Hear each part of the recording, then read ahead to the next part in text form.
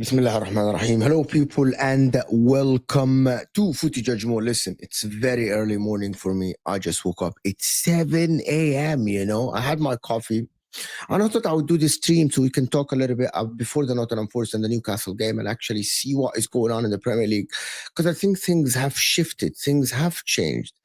Liverpool back-to-back losses with Arne Slot. People are demanding and saying Arne Slot out. Some Liverpool fans, of course. Some Liverpool fans are saying the manager is a pussy, the manager is a coward. Some Liverpool fans are demanding fixing and all the stuff like this. And Arsenal fans are flying.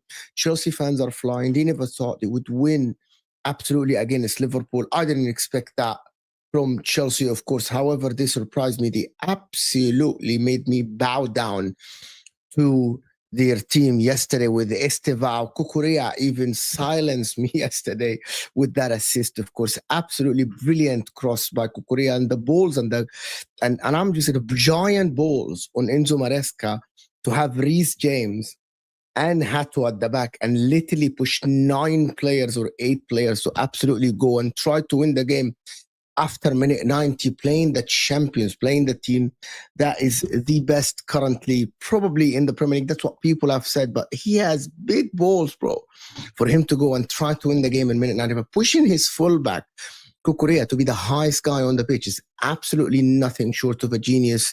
Why him too? We have to absolutely sit here. But there are questions to be asked. Do Liverpool fans trust Arne Slot to absolutely fix it long term? Are Arsenal now, based on the current circumstances, favourites to win the league? Can Chelsea build on this momentum? Is it a one game off for Chelsea, or Chelsea need to actually now these are showing signs of life? And because the mini crisis that happened for Chelsea, and people are talking about a mini crisis, is that something that is changing now? And big up Lewis in the chat. World champions, big up Mo Cook. Listen, it's a special request tonight that I will be on Ahwa. I wasn't going to be on Ahwa tonight, but it's a special request. I will be on Ahwa to cook Osam tonight, so that will be absolutely fun, right? Absolutely fun. Of course, City now can City, the question is City dominant slipping, or they're going to go back on track after not winning against Monaco? Of course, which team is the biggest threat? Like, is it Liverpool? Is it Man City? Is it Pep Guardiola? We'll talk about that as well. Hit that like button, people. Subscribe to the channel, and we get some comments of you. A big up my man here. Okay, saying the only 4-peat Liverpool can do is lose 4 in a row. If they lose to Man United, that is absolutely hilarious, and is nothing short of a disaster if they lose to Manchester United again. Nothing, to be honest with you. There is an uncomfortable conversation, to be honest with you. There is an uncomfortable conversation to be had of course, about Liverpool. And we're going to start with Liverpool. But before we actually go and talk about the football and Liverpool, let's now hear what Chelsea have done to some of the Liverpool fans, of course. Let's just do that quickly, all of us together. Let's enjoy this. Chelsea just scored a big winner. In the box. No! No! They're done in last second. We've just lost 3 in a row. I'm done. They've done He's offside. No. It's Estevao, the back post. How can you go from scoring last-minute winners in every game to conceding last-minute winners in every game? I cannot believe it. I cannot believe it. It's over. By the way, I'm going to say something like this before we actually go and talk. I see Drifty, to be honest. I got sent a clip of Mons actually kicking again, like Hussam kicking his feet up and saying that they're going to walk the league and laughing at Arsenal, laughing at Chelsea, laughing at Man City. So it's absolutely ridiculous. Hit that like button, guys. It's so fucking early for me. My wife is sleeping and I don't want to wake her up. So hit that like button. I don't want to yell. I don't want to scream. Yeah. So hit that like button. Listen, the fan base deserves this. They hate us. The reality, probably. Let's hear what Drifty said, that the league is over. It's done. League's gone, bro. League is gone. It's fucking crazy. League is gone. Oh my fucking God, I don't believe it. Let's forfeit this season. Let's forfeit it because our players do not want to play for Liverpool. End the season right now. End the season. 3 losses in a row. We are in a crisis, bro. We are in a crisis. This is onslaught again. It's the manager. Manager's a pussy. Chelsea just scored.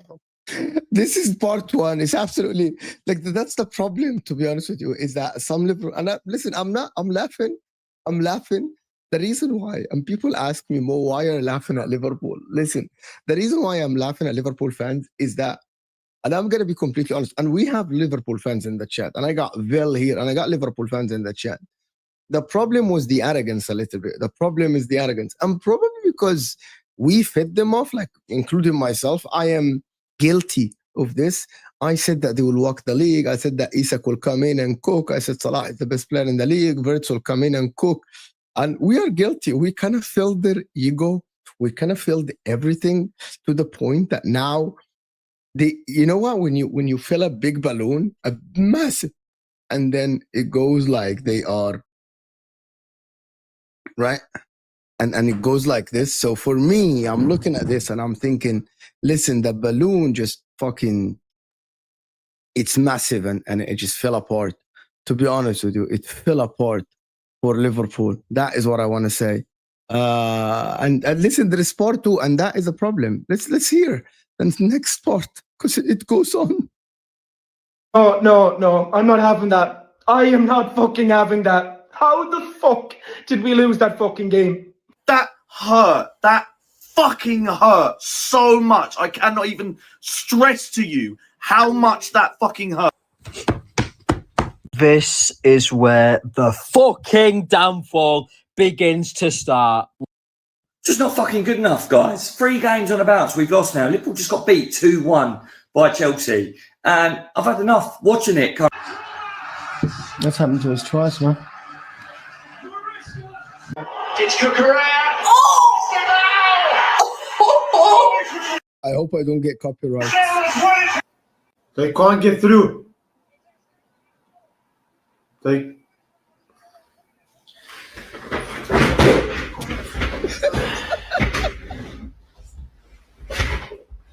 The fudge! Oh, no, I'm not having... This is absolutely hilarious. So all I want to say is that on a real note, I have some questions for you, and then we actually talk about the football and everything. There is a lot to talk about in this game. Do you trust Arne Slot to actually fix this before? Listen, the Liverpool, this is the 3rd defeat in a row. And Galatasaray, of course, Crystal Palace and Chelsea. Arne Slot has new fullbacks. And then the problem is he defending these fullbacks and he's saying that Frimpong and Kerkez, they're not defensively weak. The problem is systematic. So he's admitting that it's not just them, it's a collective error from Liverpool.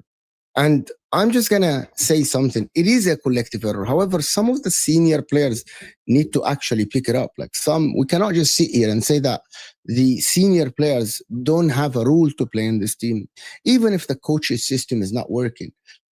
The senior, the likes of Van Dijk, the likes of McAllister, the likes of Salah need to play a serious role in this team. They cannot just sit here and just actually lie to ourselves and say it's only the system. It is not the system when you miss the chances. It is not the system when you miss the simple passes from your team.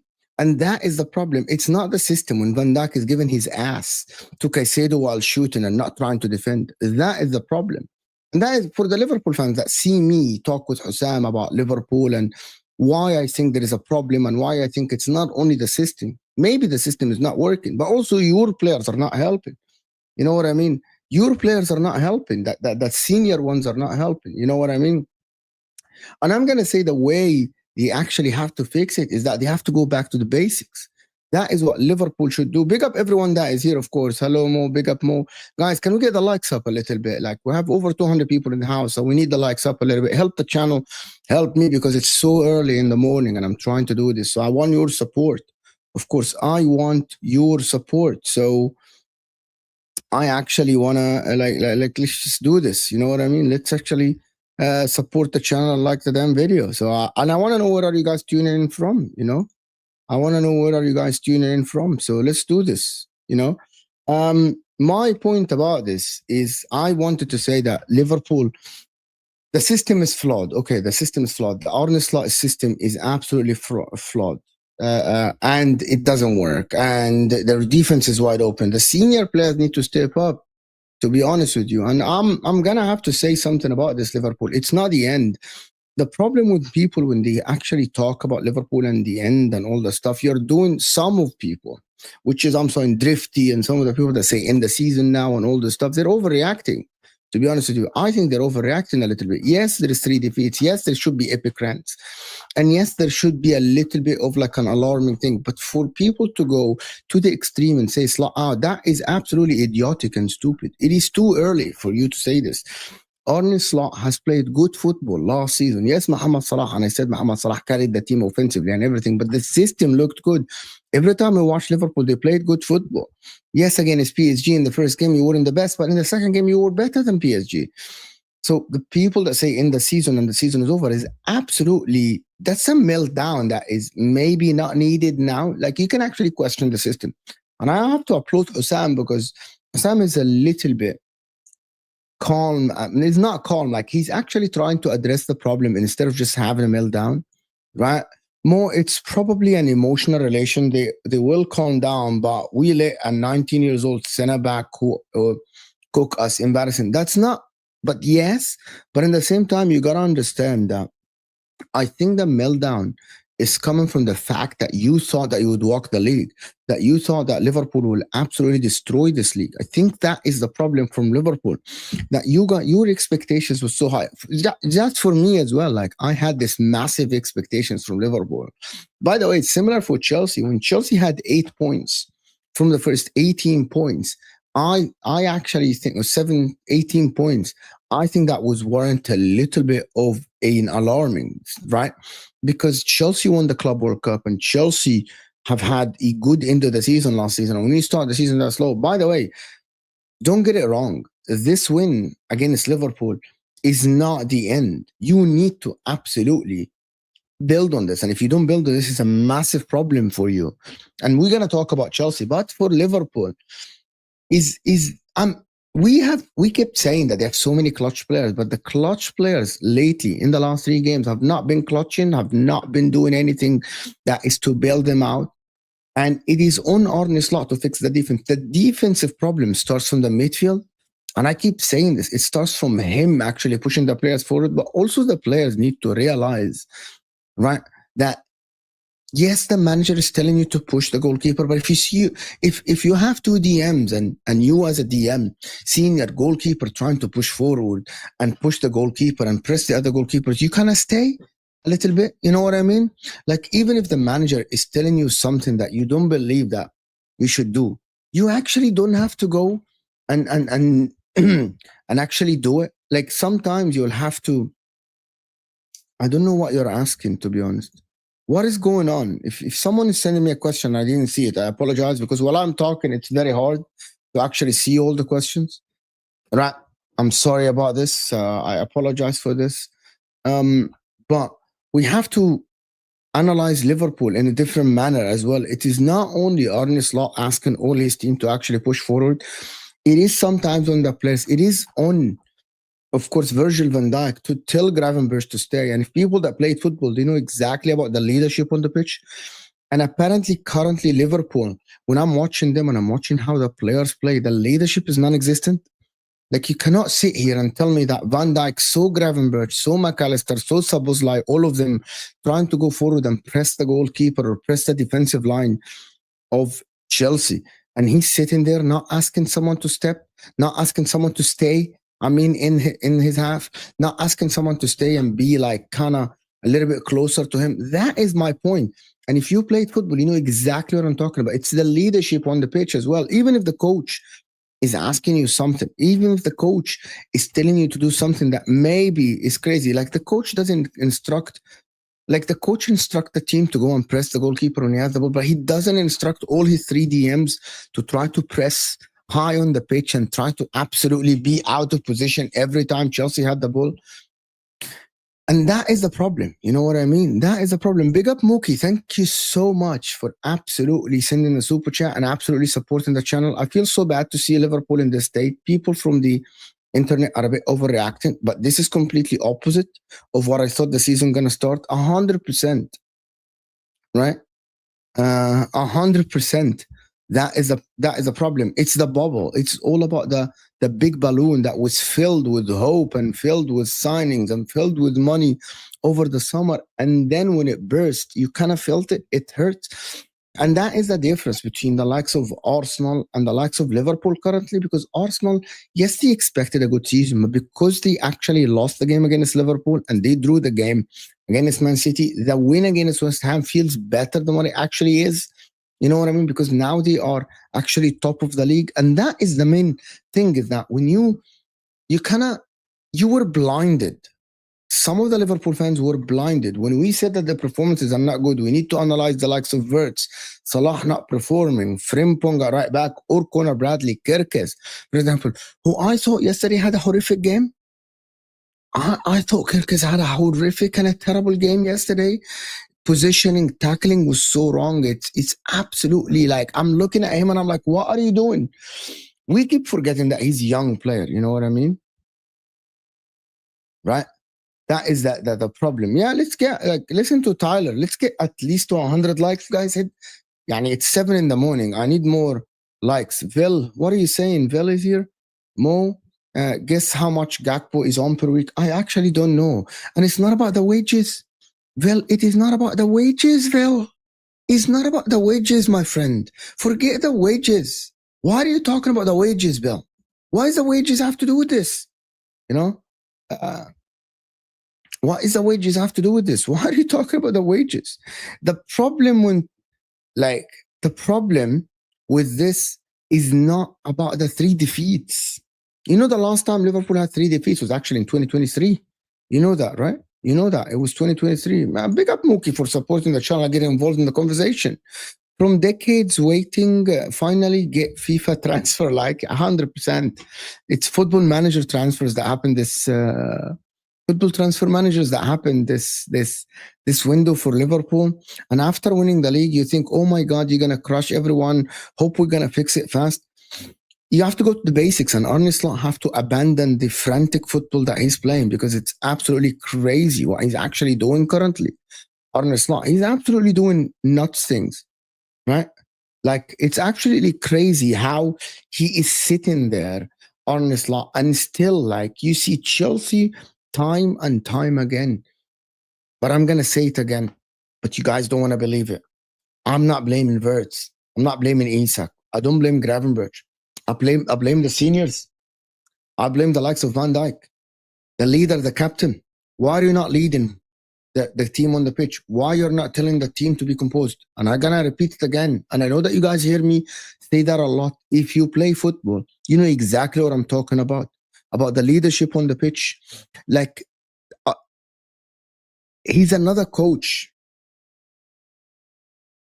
I like this comment. The offside trap. Mo was glazing slot. Now your Kunu is not working for Salah. So I wasn't glazing Arne Slot because I was the one that started the question. You know what I mean? And asked. And people in the chat will tell you that you're lying. Because I was the one that asked, is like, is it a given that Arne Slot is just better than Mikel Arteta and the likes of Veraola and because he won the league? The reason why I asked it, when you see me ask this question, and the reason why I'm asking that question, because I thought, you know what I mean, that last season's win doesn't mean automatically you're just better than this. You need to create something different now, right? Yes, because Van Dijk is telling them to make Konate and McAllister complete. But that is one thing, but we're not talking about this, my friend. So just to respond to you, right, just to say about in the pitch, one of the main things that you did wrong yesterday is try to press with everyone on the pitch, and the center back and the most experienced player in your team is the one that should actually tell the players where to be, regardless of how the coach is. You're telling me that Virgil van Dijk is sitting there seeing all his team trying to press and him being left on an island and Konate being left on an island, and he's not asking one of the midfielders to stay and help Konate a little bit, to help the defense a little bit. That happens in every football game, by the way. That's why the experience is there. That's why the experienced player lead. Even if the coach maybe is telling the team to press, but to play that frantic football and have the freedom, you need to do better as a footballer, as an experienced defender. So I'm responding to you, actually. I agree with what you're saying now, Mo. But before you thought Slot was... And he is a good manager. I didn't change my opinion. And I'm going to tell you something. I actually think the problem, and this is the first time you're going to hear this. I've never said this before to anybody. I never said this on the Football Terrace. I never said this on Hussam's channel. I genuinely think Arne Slot wants to leave. Arne Slot last season was sticking to the basics. He took the team and he stuck to the basics. Give the ball to Mohamed Salah. Give Salah space. Don't overcomplicate things. Now he's taking it to the 8th gear of that frantic football. So hear me out again. Liverpool Football Club under Jurgen Klopp was playing a football from the front. The press was there and they were trying to get the ball as fast as they can and they played the high line. The problem is there is a limit for this. Now Arne Slot, because he won the league last season and because he got a lot of players, he wants to move to the next level of this, which is now instead of pressing with 5-6 players, now he wants to press with 8. I'm giving you an example. You know what I mean? Like he's taking the plan to the next level. He's taking the plan up a notch. You know when you turn with a car, you know if you have a sports car and you're turning on 70 miles an hour or something, and you think, yeah, my car is pretty damn good that I'm turning on 70 miles an hour. If you move another 10 miles an hour or 15 miles an hour, 20 miles an hour, you'll flip. Right? Even though it's the same turn, it's the same car. And I think that's what he's doing. He's overcooking the plan. He's overcooking the basics. You know what I mean? He's overcooking what it should have been an easier start with the team that you had last season. Maybe you embed the team. As of now, he's trying to find the right combination in the midfield. Just go back to the basics. Go back to what you did last season. You were just doing something simple. You know what I mean? You wouldn't actually complicating football. And I think that is what people don't understand, right? But also the players, there are some things that maybe, I don't know if that is true, but it looks like Salah has kind of fell off a cliff. Maybe the Diego Jota passing has actually affected him. I don't know, but maybe that is what happened. Big up my friend here. Big up my friend, of course, Yobo here, for the support all the way from South Africa. Appreciate you so much. Let's get to 200 likes live, guys. We have over 300 people in the house. Can we get to 200 likes live? So hit that like button, people, right? Hit that like button. Come on now. Let's get to 200 likes and support the channel and subscribe. It is ironic that as much as we all praise Slot for being great at details, it doesn't really look like that now, does it? He must change the basics. Actually, I think he should go back to the basics, Mookie, not change to the basics, right? Not Like, he should go back to the basics. He should go back to simple brand of football, not complicate things. Defend when you need to be. You don't have to actually be on gear 7 the whole game. You can take it down a notch. You can take it down a notch. You don't have to be in gear 7 all the time. You know what I mean? It doesn't have to be like this. It doesn't have to be like this. But if he figures it out, this is gonna be a blip. This is just gonna be a blip, and everyone gonna praise him again. On the other side, if this goes badly, then it's gonna be a long year. It is gonna be a long year because of the amount of money you spend. I'm gonna repeat this again. If Liverpool didn't spend that money, it wasn't gonna be this bad, by the way. But the problem is when you spend the money and get the players you have now, and you get this summer window that I believe it's one of the best in the history of the Premier League, if not the best. And now we're talking about him actually not figuring out with this amount of players and this amount of signings that he has. I don't think that is good, bro, because that is not good on his resume. You know, but big up Moki for supporting and all these donations. Wallahi, thank you, brother Habibi. I appreciate you so much for the donations for the channel. I appreciate you so much. Agree, Mo. Maybe he thinks too hard about those details. Maybe it's time for simple things, not complicate every details in the path. Stick to the best. Stick to what won you the league last season. Like, he's like now McAllister, for example. I'm just gonna give you something, guys. So Gravenberch, as Hossam, we spoke about this yesterday. Hossam is saying that now Gravenberch is being given freedom on the pitch. So who's defending? Who's protecting your backline? That is basics in football, by the way. Again, the people that played football, they will know exactly what I'm talking about. That you need a DM, even if that DM is not a natural DM, to still block these passes, still block the channels, block the lanes of passes for the opposition. But he's not doing that. He's not doing this at all. Like, there is nobody. Like, Gravenberch is going up and down everywhere. He's being left on his own to do all the work. And instead of having people around him and still having position, if you look at his heat map, you will see that his heat map is all over the place. All over the place. And that doesn't work in football. You need someone to protect, especially when you are playing like against players like Enzo Fernandez and Caicedo that can pick a pass between the lines, that can play that diagonal one, that can play that long ball, that can break your line and break the press, especially if you have Sanchez. And people that talk about Sanchez being crap. Yesterday, Sanchez was enormous in actually picking the right passes yesterday. He was amazing. And how didn't Arne Slot figure it out from the first minute? That is nuts and ridiculous. How didn't Arne Slot figure out that, listen, every time I press Sanchez, he's picking the right pass. So step back a little bit. You don't have to press him. Press Badiashile. Press Achimpong. Press Kukurea. Press somebody else. How didn't, like, I saw it from the first 10 minutes that Sanchez is on point yesterday for picking the right pass. So why are you going to press him all the time and the guy is getting bypass your press and now you're a man down? What I mean by a man down, you're a man down because you're pressing so high on the pitch and there's nobody to cover in the middle. These are fucking basics in football. But he's not doing this. Also, and that is what I mean. It's not only, and also the players need to figure it out. Van Dijk need to look at this and say, Gravenberch, come back. McAllister, come back. Guys, it's not working. Come back. Stay with us. At least be composed. A little bit. But they weren't composed. You think Liverpool fullbacks are title-winning quality? I said, to be honest with you, I'm just going to say, I'm going to say this, Drake. I'm going to say this. I said that as of now, Frimpong is not a right back. He's not a right back yet. He can be a right back in a very offensive attacking team. Kirkes hasn't shown me the qualities yet. So for me, Kirkes has not shown me the quality yet that he's a title-winning fullback. Has he shown it to you guys? People in the chat, you guys let me know. Has he shown it to you?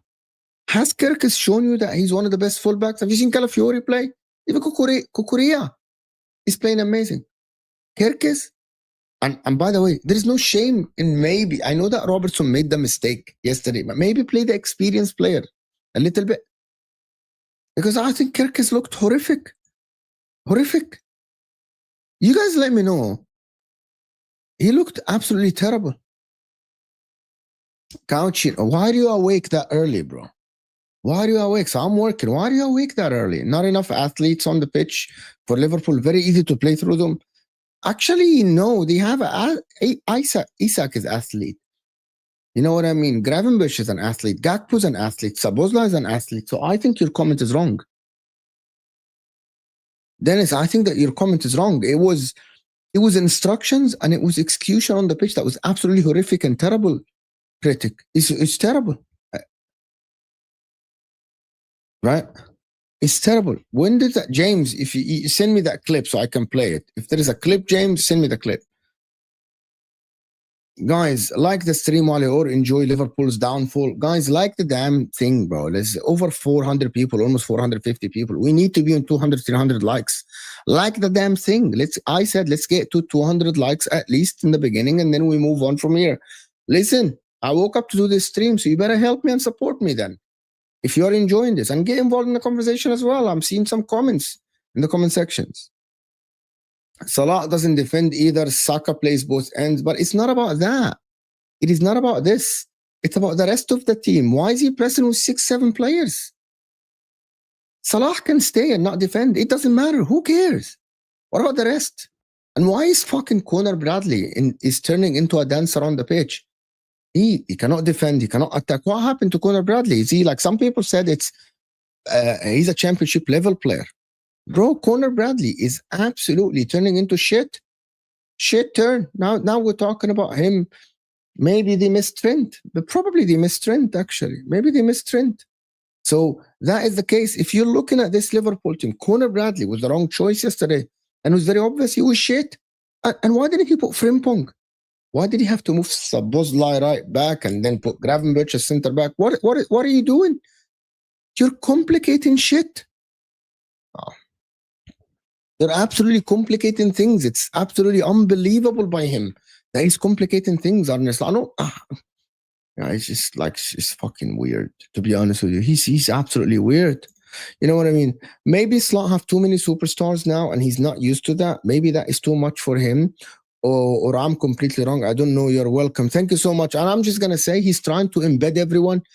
But also, I'm going to have to say something. When you sign a player like Wirtz, when you sign a player like Alexander Isak, simply, they will have to work, right? There is pressure on you to make them work. And that is what the Liverpool board and the Liverpool journalists need to actually a little bit ease the pressure. Like, I know that everyone is doing their job in terms of the journalists and the media pressure and Wirtz. I'm doing my job. You're doing your job. Everyone is doing their job. But I'm talking about the people in the press conference. They ask him a lot about Wirtz, so he has to come out and defend him. So now he has to start him because he said he's a good player and because he said he's embedded and he's getting minutes. But he dropped Wirtz yesterday, so I can't fault him for this. He dropped Wirtz. At the end, what did he do? He dropped Wirtz. He played the midfield that won him the league last season, but he gave them the wrong instructions. And I explained, Mookie, this. He's overcooking what he did last season. He's overcooking the plan. You know what I mean? You cooked the rice. It looked good last season and people ate it and it looked okay. Now he thinks I got more ingredients, so I got to put more salt. No, you don't. Sometimes you don't. Just play the same thing like last season. Isolate Salah with a fullback. Let him try to do something. You know what I mean? Like Isak yesterday, apart from that chance, non-existent. Non-existent. How is Nunes last season when he stepped on the pitch looked better than him? I know that he didn't play a lot. But how is Nunes looking better than Isak currently? I know that it's early and I'm not blaming Isak, but I'm talking about the system and how he's utilizing Isak. Isak is quick. Isak can run behind. Isak has a better touch. Isak has better passing. Isak has better everything. But he's not doing that.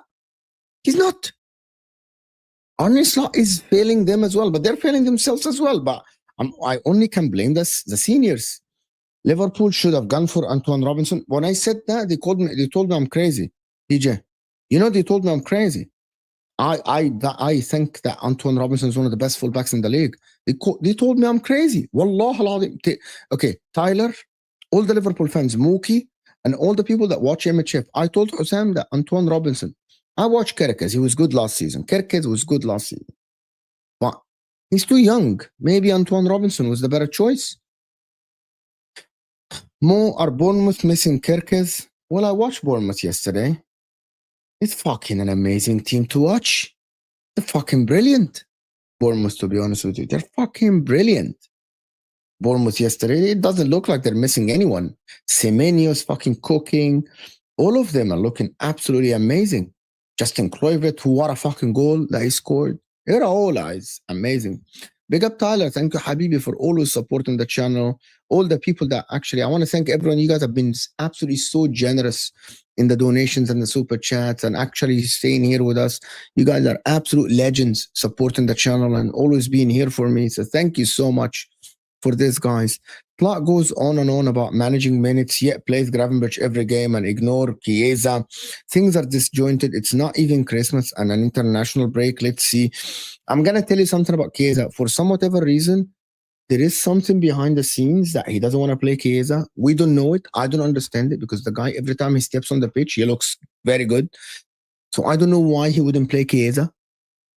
There has to be something in the background that he doesn't want to play Chiesa. I don't know why. You know what I mean? So why is he not playing Chiesa is something that I don't understand. So he needs to play Chiesa and Chiesa needs to get minutes. He needs to get his chance. And every time he stepped on the pitch, he looked good. So why is he not playing the guy? What is going on? You know, what is going on with him? Big up for us. Thank you so much for the donation. Thank you so much. The thing I like about you, Mo, is that you don't overreact about results. Liverpool fans are overreacting over a mini crisis, which can be fixed. There's still a lot of season left, 30 plus games. It will be a tight race between Arsenal and Liverpool. If City win today against Brentford away, I believe that City will actually have a say in this title race. And I have the questions right here in front of me. I wrote them down about City and Arsenal and Liverpool, to be honest with you. Like, is City, do they need to change tactics to adapt the team and all the stuff about City? Are City in a title race? I have City are not to be slept on, especially with Liverpool struggling. I know that people think that, yeah, Arsenal will run away with it. I don't think Arsenal will run away with the league. I thought that the team that would run away with the league is Liverpool. But if Liverpool don't run away with it, City can get involved. I'm not saying they're going to win it ahead of Arsenal, but I think because of the cups and because of the Champions League, I think there might be a 3-horse title race. We'll actually see how it goes, unless Chelsea fans think that they can actually get in the title race. Thank you so much, guys, for the support. That would be world-class assist from Wirtz if Mo scored. And Mo turned into a donkey. Listen, I'm Egyptian, and I'm telling you, Mookie, Mo Salah turned into a donkey. He forgot how to play football. I'm being serious. Mohamed Salah forgot how to play football. I don't know why. He genuinely forgot how to play football. So, why? I don't know. You know what I mean? Like, he's talking, like Mohamed Salah forgot how to pass even. How to pass, which is fucking nuts, to be honest. If we fix our defense in January, I'd say we can push for it. Waldo, are you a City fan? I can't remember. Chelsea title race, Mo, did you have your coffee? Wallahi, I had one espresso, so maybe I didn't have enough. See, the people say keep underestimating. So Somali Flame thinks that maybe Chelsea can be in a title race. Right? I don't know why Salah has fell off a cliff. I was talking to my wife yesterday, and I was saying that Waldo's a Chelsea fan. Yeah. I was talking to my wife yesterday about Mohamed Salah, and we were watching the game, and all we can think of while we're watching is like, why is this guy cannot pass the ball? What happened to him? What happened to the best player in the world? You know, what happened to the best player in the world? You know, I wanted to speak about Arsenal and the rest of them as well, but I want to be like, I was gonna play the space, but I want to hear. This is something that was said about Caicedo yesterday, and I know a lot of you guys. I'm not sure if you guys heard this or not. Hear this. Caicedo. Yeah, you've enjoyed his listen, performances of late, haven't you? Look at that. He is basically everywhere. He goes everywhere. He breaks the game up. I can't speak highly enough of him. What they used to say about Kante, 2/3 of the world is covered in water and the other third is covered by Kante. He's approaching that. He is that now. I remember when Andy Robertson got in late, and they slid the ball in, and he was almost through. Who was the player who came over and just pushed him out the way, let it go for a goal kick? Caicedo, late in the game. Yeah, one of the things about Moises Caicedo, actually, that is, I know that people are afraid of having conversations to actually compare players, and it's too early in his career to actually be compared to the Kante and all this stuff. But in the same time, I want to say what Caicedo did is actually just take his game to the next level. It's not only the tackles and it's not only the interceptions and actually being everywhere on the pitch now. And that is what people don't see. I'm going to speak, Jamal. Thank you so much, Jamal, for the super chat. I'm going to speak about Arsenal in like 5-10 minutes after I finish the Liverpool and the versus Chelsea section. I'm going to speak about Arsenal because there's a lot of talk about Arsenal that I wanted to speak about. There's a lot of things that needs to be spoken about Arsenal as well, especially after these late runs. It's not only his shooting, Kingsley. And I'm going to save your super chat, Jamal. Appreciate the support, of course. It's not only his shooting, Kingsley. There is something that people don't see about Caicedo, and they actually refuse to actually see it. It is actually his passing and his distribution and the number of touches he get in the game. You know what I mean? Like, I was looking at the stats, so just let me to confirm actually what I said, what I saw with my eyes. It is literally the passing ability, how he passes between the lines, how he starts the attack. That's what the problem is when he intercepts. And that, by the way, they did the same for Kante when he used to play. They said to play that Kante breaks the play only. But Kante used to pass as well. You know what I mean? And that is the problem. Like, Caicedo gets involved in the build-up, gets involved in the final third. You know what I mean? Right?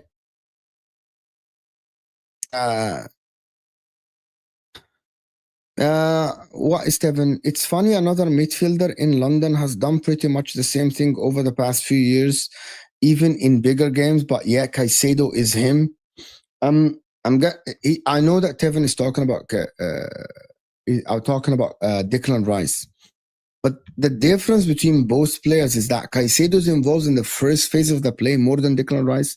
Just that's by the nature of Thomas Partey being there, and also now because Zubamendi is there. When Declan Rice played as a 6, he won man of the matches a lot. I'm comparing Declan Rice and Caicedo, to be honest. And we're going to actually look at the stats, you know what I mean? This season, especially, you know what I mean?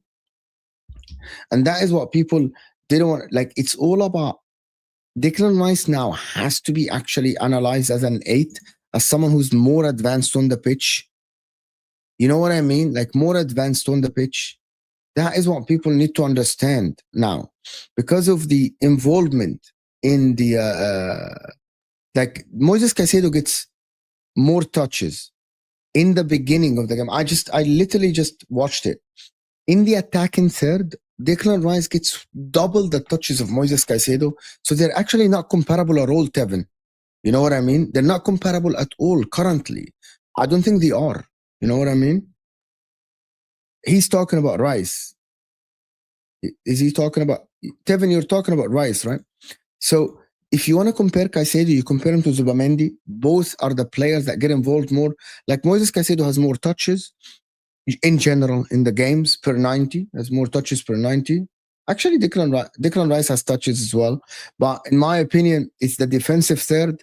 He gets more touches in the defensive third. Declan Rice has way more touches in the attacking third. Declan Rice, he doesn't play as much as a 6 as he does as an 8. He's more advanced. So I can't compare both. Both are very good.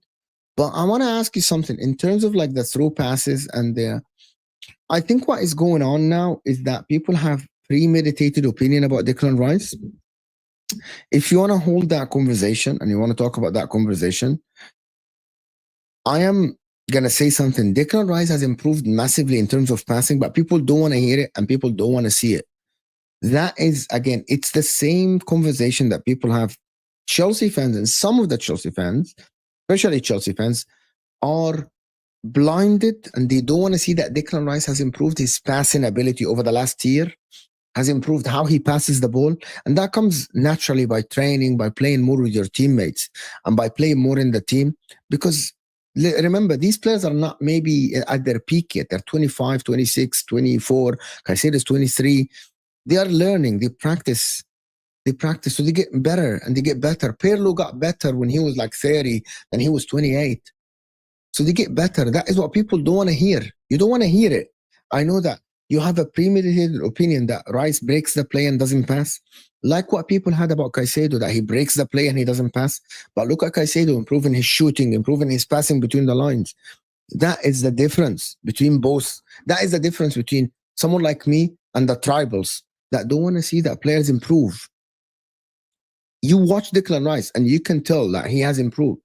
You know what I mean? He has improved his passing. He has improved in positioning. He's improved. So has Caicedo as well. We're not here to compare who's better. Who would I choose in the team and who's this? There are two different things, right? You know what I mean? There are two different things. And you can actually say that the defensive actions,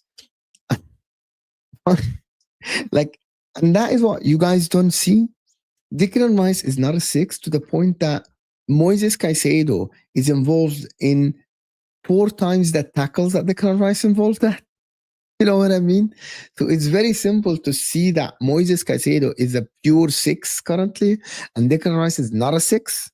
And don't tell me because Chelsea defend more. We know that Moises Caicedo is more of a tackler than Declan Rice currently.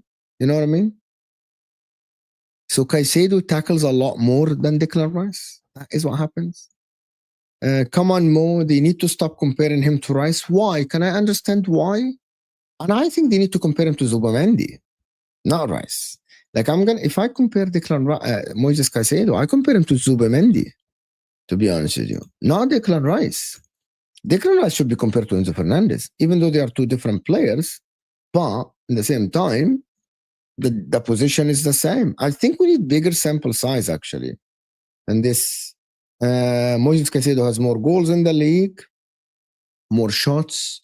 They have kind of similar passes completed, actually. The completion rate of Moises Caicedo is more than Zubamendi. Who has been better, Zubamendi or Moises Caicedo? Jamal here is saying, talk about Zubamendi. I thought he changed the game yesterday for Arsenal when he stepped on the pitch. Does that tell you something about Declan Rice playing the 6, or does that tell you something about Odegaard? So can I ask Arsenal fans, if Zubamendi came on for Odegaard and Rice moved to the 8, does that mean that Zubamendi, is that say something about Declan Rice playing the 6? Is he good at the 6? You know what I mean? No joke, Caicedo is absolutely phenomenal, but bump the brakes on Kanté. He is him, though. Kanté is different. Kanté was one of the reasons why France won the World Cup in 2018. Kanté was arguably one of the main reasons why Leicester won the league. Kanté was the number one reason why Chelsea won the league thereafter under Antonio Conte. So, yeah, you're still dominating, but Ash, you cannot deny that the game has changed when Zubamendi took over. Am I wrong, guys? It's 2 likes away from 200. And can we actually push now for 300 likes? Can we actually push now for 300 likes? It's 2 likes. It helps the channel, guys. Just go and try to like the damn video and hit that like button so we can get more people and we actually see what is going on. So hit that like button. I'm trying to reach like 50K. Hit that like, yeah, Habibi. Hit that like button, people. Ashraf, you're honest. As a 6, Ashraf, who would you choose? Declan Rice or Caicedo? Just as a 6. You have a 6 for Arsenal. Who would you choose? Declan Rice or Caicedo? Right? You tell me. And Kanté is actually one of the reasons why Chelsea won. Actually, Caicedo, that is a problem that you, Devin, don't see. Is now Caicedo is evolving and he's passing the ball as well. He's improving his passes. You know what I mean? He's improving his passes massively. And again, yeah, like as a 6, I would choose Caicedo 100%. Yeah, I would choose Caicedo as a 6. One of the things that people don't see is that, and I mentioned this before, I don't want to repeat myself, is that people now are blinded and they don't want to see that Caicedo has improved his passing to the point that he's actually playmaking from deep. Now, what I mean by playmaking, he doesn't create the chance, but he has the pass before the pass. He's the one that plays long balls to Neto. Sometimes he plays the line-breaking pass to Cole Palmer or to João Pedro. You know what I mean? Rice has more engine. However, Caicedo also covers ground. Caicedo covers ground as well. You know what I mean? Someone said Caicedo has 3 great games a season. 3 great. So that's what I mean by being tribal. You're not being objective. You're not being objective. You're not being objective at all. It's absolutely crazy, actually. You know what I mean? That people still think that 3 games, that is nuts, to be honest. Actually fucking crazy. That statement cannot be more wrong, actually, than this. It cannot be more wrong, to be honest with you. I'm sorry that I showed your comment, but I respect the comments. You know what I mean? Caicedo's invisible 85%, just fucking crazy. It's absolutely nuts. It's fucking nuts, to be honest with you. That's fucking crazy. Bro, this is crazy. Are you a Liverpool fan? Like, are you crazy? Big up Mo, the Chelsea and 3 million. Up the Chelsea. Thank you so much, my friend, for supporting the channel. 103K. Of course, hit that like button, people. Subscribe to the channel and send me your comments, of course. Is Busquets a better 6 than Kante? Or they're completely different players? Oh my God, happen to play the same position. Oh my God, they're completely different roles. Yeah, they're completely different roles. You can. I'm not gonna compare Kante to Busquets. One is arguably elite. Sorry, is arguably one of the best DMs in terms of like starting the first phase of the ball and doing all of this, and the other one is cover ground. You know what I mean? That is completely fucking different. I can't compare both. For me, I prefer, like, for me, if you're asking Mo to choose a 6, for me, I'll choose Pirlo over anybody, to be honest with you. That is just me. You know what I mean? I'll choose Andrea Pirlo, to be honest with you, over anybody at that position. That is just me, but maybe I'm biased because I like Andrea Pirlo a lot as a football player. I think the guy is elite. Okay, going back to the questions, you know what I mean? Like, if you're choosing a 6 in your life from any in the last 30 years, who would you choose? Can I get one name in the chat? Can I get one name in the chat? Who would you choose? Right? In just 1 6 in the thing. Did you get one? You know what I mean? Lothar Matthäus. I didn't watch a lot of Lothar Matthäus Zero Talks. I didn't watch a lot of Lothar Matthäus, to be honest with you. So I watched some of Lothar Matthäus. There's people that say Cruz, Tony Cruz, of course. But listen, Busquets, up my man. Thank you so much. Makaleli, Rugelis, Kante, Busquets. Redondo was fucking amazing. The Real Madrid guy was fucking ridiculous. Rodri, big up. I would choose Pirlo. But I got some questions with you. I got some questions. And now let's talk. We haven't spoken about Arsenal a little bit. And I want to have some questions. Do you believe Arsenal are now title favorites, or is it too soon? Why are people hesitant to say that Arsenal are title favorites? Why is that? If you're looking at Liverpool and how they started the season now and the problems and how the fan base have a meltdown, are Arsenal favorites? And if you say no, why not? Why are you so hesitant? And don't tell me, Seedorf is not a DM, Kingsley. He's not a DM. He's not a 6. He's higher on the pitch. I want to understand, why are people hesitant of saying that Arsenal are favorites for the league? Why? What is stopping us from admitting that Arsenal are favorites? And I still want to reach 300 likes, by the way. We're 233 likes. I still want to reach 300 likes. Why? Why are we hesitant of saying that? Like, what is stopping that? It only takes to back-to-back results for either City or Liverpool to get momentum, but you have the momentum.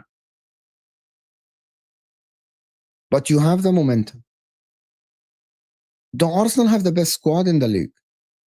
Right? John, I love that comment from John. It's a banter. I'm not going to show it, John. I'm sorry. Mom, you already know the reasons. Arteta is the only reason they have left.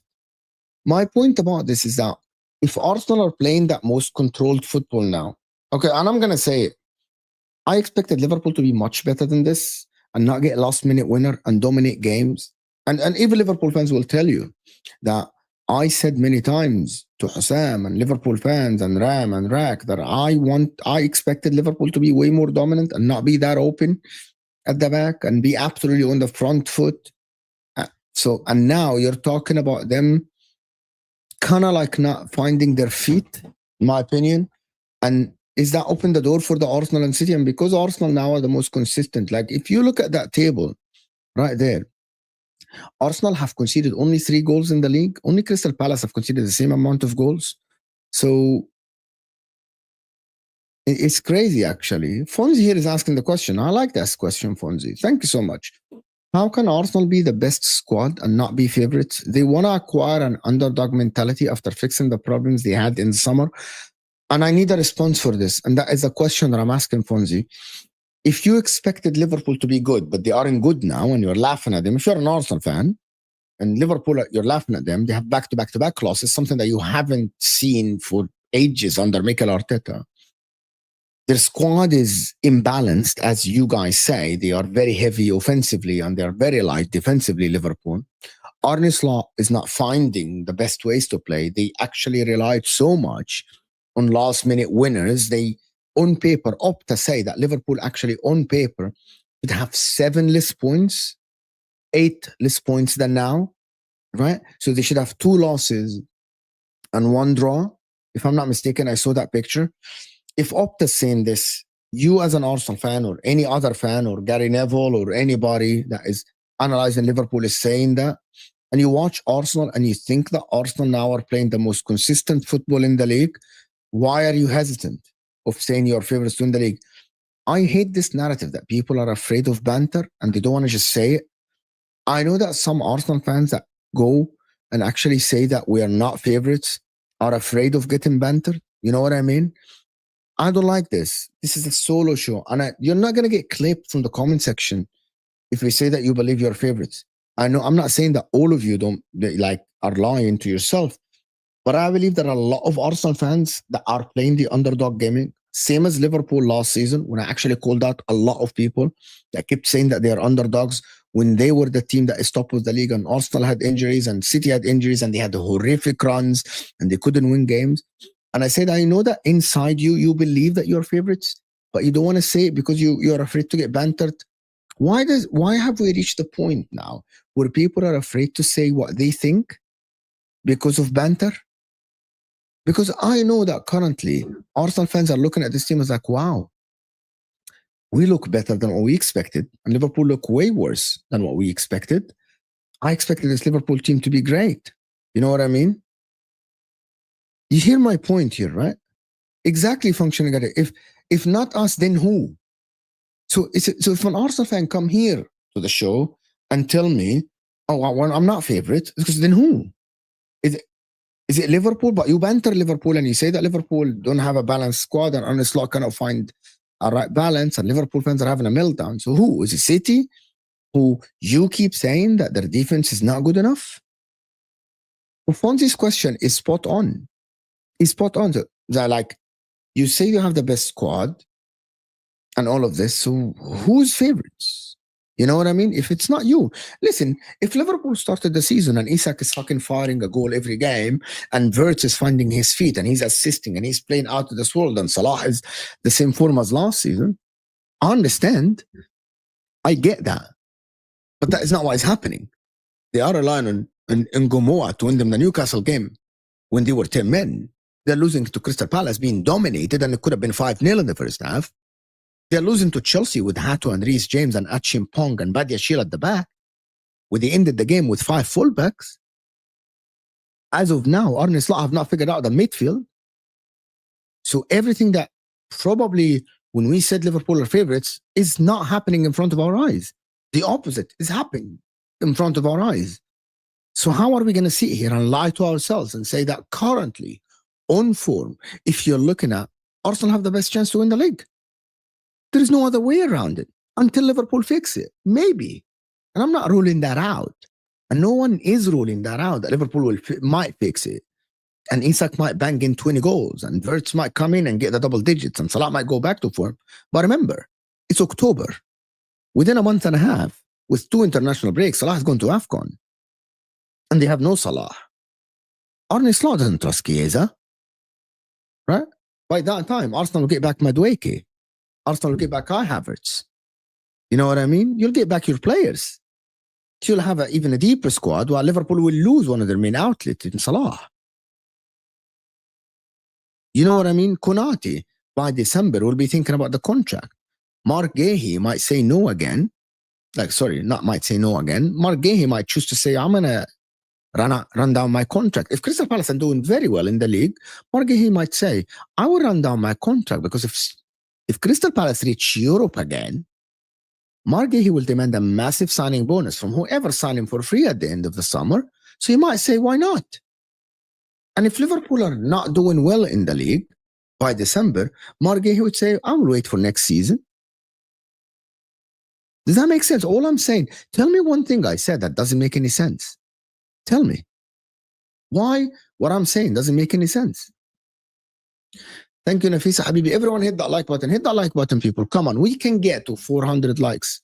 So we can get to 300 likes live here on this show. Listen, I love solo shows when people get involved with me, and I love solo shows when people actually ask me questions. I love all the donations and all the comment sections and all the people that ask questions. And I'm going to get to the questions. What a glorious weekend, Mo. We don't have any nuclear weapons. That's why, no, Mo. But you're the most consistent team, Nafisa. And Liverpool nuclear weapons are not firing. They forgot the bag.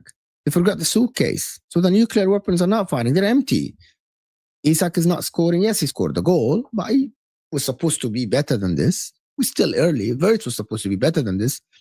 Gakpo. Some fans are saying bench Gakpo, play Chiesa, Nafisa.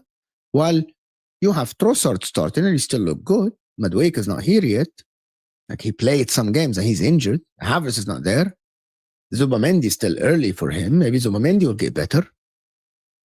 You know what I mean? Zubamendi is going to get better. You still haven't even played Hincapia yet, who can be a left back or a left center back. I haven't even watched him play. Why not? The obvious truth is that currently Arsenal are favorites because Eze is there. You know what I mean? Listen, is Arteta's team, and I got another question. Do you think, if you watch an Arsenal now, do you think that this is a 38-game system that can actually win Arsenal the league? You know, that is what I want to know. Is that a system that can win you the league over 38 games? Do you think the Odegaard injury actually affect Arsenal as well? How do you think the Odegaard injury affect Arsenal? I'm not worried about Eucharist. I am not worried about Eucharist. I like German Chicken Wing here saying people will keep flip-flopping between Arsenal and Liverpool. Is losing one in 5 points ahead of the others is as long as it's 1 and 5 points ahead of the others. But I think that Arsenal play more consistent football. And I say that will open, if Liverpool don't fix up, it will open the door for City. Yes, this Arsenal team and its performances are sustainable. And I kept saying that I think one of the reasons I sit on shows and defend Mikel Arteta is that I believe his system is sustainable. He just needs the weapons to actually do that. And maybe Eucharist is the answer for Chelsea. And maybe Eucharist is the answer. People are asking me, are you worried about Eucharist? Well, to be honest with you, Eucharist needs to start scoring goals. You know what I mean? Eucharist needs to start scoring goals, to be honest with you. And fucking Man United are -2 goal difference. It's fucking crazy. It's fucking crazy. Like, Arsenal keeping clean sheets is what people are living for. Keeping the clean sheets is what you hope for. That is what is reality. What happened to Isak is nothing happened. He's still getting his feet. He's still getting his fitness. Match fit is something that you need to think about. I know that the Newcastle versus Forest game started, if I'm not mistaken. Right? I like Eucharist, but I don't like him as much as I thought. Like, I think he's good, but I don't think he's played up to the level that I would think and say, yeah, that is a top striker yet. You know what I mean? For Eucharist, like, you know, like, I hate to say it, but that is a reality. You know what I mean? That is a reality, which is, I believe that, for example, for Liverpool, I believe Ekitike must play because Ekitike is a very good player. Odegaard injury affect the press, but we have creative substitutions. Eucharist will be fine. Arsenal is sustainable, but the league can change at any given week. It can, but I don't think that Arsenal will fall off. As like, I don't think that Arsenal will have a massive fall off. If like Arsenal can draw a game, can lose a game here and there. You know what I mean?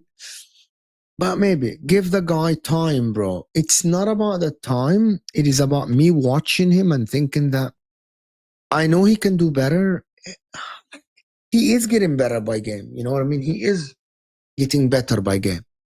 But I still think that he needs to score goal because he's doing the hard work. He's pressing.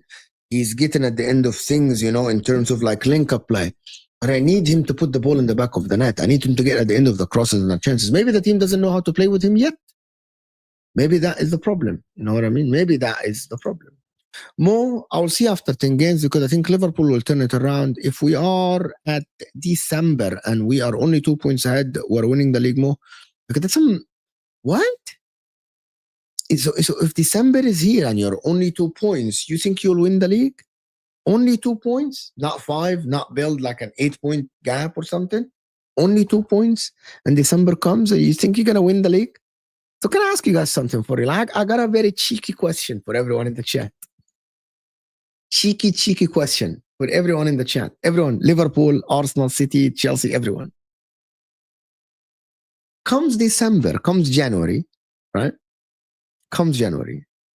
Regardless of who's top, City are between 3 and 5 points from the top. Are you shaking? Do you think if City are only 3 to 5 points from the top comes January, are you scared of Pep Guardiola going on a run? If you're a Liverpool or an Arsenal fan, it doesn't matter. Are you scared if that is the case? Bro, all I have to tell you is that if this Man City and Pep team, they are like, bro, they're like hounds. You know what I mean? They hunt. They hunt. They just smell that they're close. They smell that they're close. And can I get the next 30 likes so we can get to 300 likes and just move on with our lives? I want to reach 300 likes with my live, right? I want to reach 300 likes in my live, guys. So like the damn video. It doesn't cost you a penny. You know what I mean? It doesn't cost you a penny. Here you go. Nafisa's on it. Yep. We're all shaking. Nobody lie, please. Yep. If Man City are 3 to 5 points behind whoever fucking leading the league then, and you look behind and fucking Pep Guardiola's right there with his demonic club, as Hassam says, as someone put that in the chat, of course, as someone put that in the chat, the demonic club, you're fucking shaking. Like, he fucking can go on like a 15 games run, you know? It is crazy how City always does that. Even last season, still City did it at the end of the season. But the thing about it, German Chicken Wing, is that you're pretty far from the top. So at that time, you couldn't catch the top. You know what I mean? Like Liverpool were already like building a massive lead. But if City are 3 to 5 points, people are going to be sitting and they're going to fucking shit in their pants, to be honest with you. Going to be shit in their pants. It's going to be tough times for everyone. It's going to be tough times for everyone. You know what I mean? Can Pep Guardiola get the system right so he can actually stay within touching distance within the top? He must win today. They play later, of course, in 2 hours. They must win. And the reality is if City win today, hold on, City. If City win today, they are 3 points behind Arsenal. They're 1 point behind the mighty Liverpool. 2 points. They're going to be 2 points behind the mighty Liverpool. After Liverpool, amazing start. Oh, there is a lot of games. Villa, Burnley, Everton, Palace. I want to watch Everton, Palace, and Newcastle Forest. Probably. I'm going to go down and watch that one after I do the show. It also depends on where they are in other competitions. I think by January, you still haven't, like, the second round of the Champions League is not going to be played yet. And City are going to qualify top 8. That's what I think. So City are going to qualify top 8. You know what I mean? Arsenal crumble with custard and Memo. That someone is so salty. Someone is so, you're a Liverpool fan and you're so salty and you're like, you're so annoyed that you're not top of the league now. It is ridiculous. It's not guaranteed. Nothing is guaranteed, of course. Extra 2 games if they don't qualify, yeah. 100% extra 2 games for everything. I know the one thing that Inter will qualify in the top 8.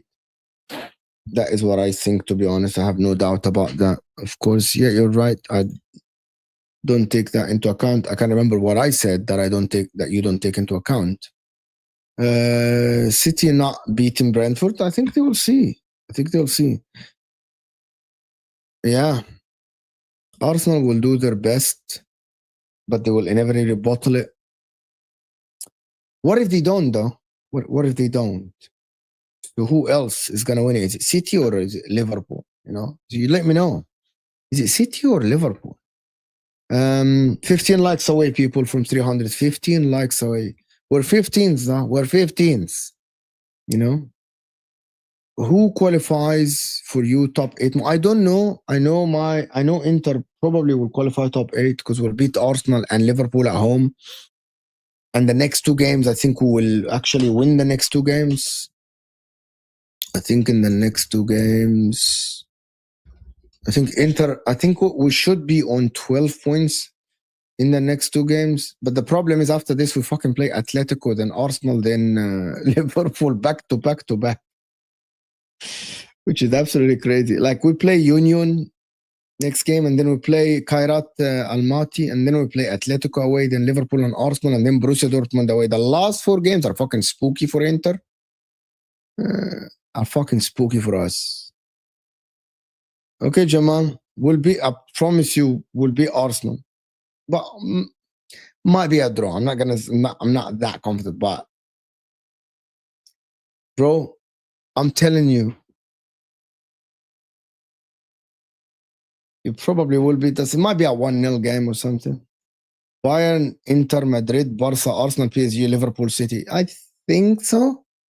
I see the teams. I'm looking at the table currently, and I think that is what is happening. Yeah. Yeah, I think these are the teams actually that will finish. The people think that Chelsea will finish top 8. Are Chelsea fans confidence? If I think if United beat Liverpool, I think like at that time it will be the end of the world. This is going to be the end of the world, to be honest with you. It'll be the end of the world. It is I don't again I'm going to say it is possible, but I think it's very far-fetched that Man United beat Liverpool. Very, very far-fetched, actually. That Man United beat Liverpool, to be honest with you. Let's get the likes up, and because I'm going to end the show and then go down, have some breakfast. That's a khalas. That's his khalas. What are your thoughts on Eucharist? I spoke a little bit about Eucharist. I'm not. I think he's good. I'm still waiting for more. The format is crazy. Yeah, I better start praying them because we're beating them. Come on. Sal, you're not beating them. You're not beating them. This format is crazy. Every season, 2 or 3 big games fight to qualify. Probably. Yeah, you're right. You're right, actually. Sal, I want to make you a moderator, Sal, actually, on the channel. I want to make you a moderator, Sal, on the channel. I'm actually going to end the show, guys. So I want to get to 300 likes, 6 likes away from 300. 6 likes away from 300. I'm actually going to send you to Forest Fan TV, actually. When Wolfie is doing the match at Forest Fan TV. Yes. That is the 6. Hit that like button. Hit the likes, folks, before you go. We actually almost at 300, 298. And I appreciate everyone that is the donations and all the support that people showed and all the love that people always show us doing this. Forest loss will be glorious. Imagine if Forest get relegated. Oh my word. I think that would be glorious if Forest get relegated. Oh my God. Oh my God. We'll see how it goes. I'm going to go, guys, watch the games. I'll see you guys. We actually need 2 likes away and then we're here. Hit that like button. I'll see you guys soon.